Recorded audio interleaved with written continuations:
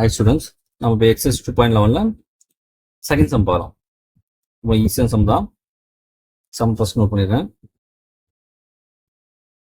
256 power இருக்கு -1/2, அதுக்கும் பவர்ல -1/4, next பவர்ல என்ன இருக்கு நமக்கு 3 இருக்கு. நம்ம பவர் மேல பவர் நம்ம மல்டி பண்ணுவோமா? அப்போ 256 பவர் இது மூணு மல்டி பண்ணலாம்.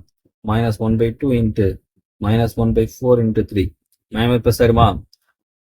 2 to 4 2 4 8 நியூமர் 3 இருக்கு இல்லையா? இப்போ 3/8 வந்துடும். சரிங்களா?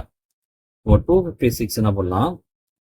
பவர் 8 வரும்போது மற்றவமா 2 மல்டி பண்ணுங்க.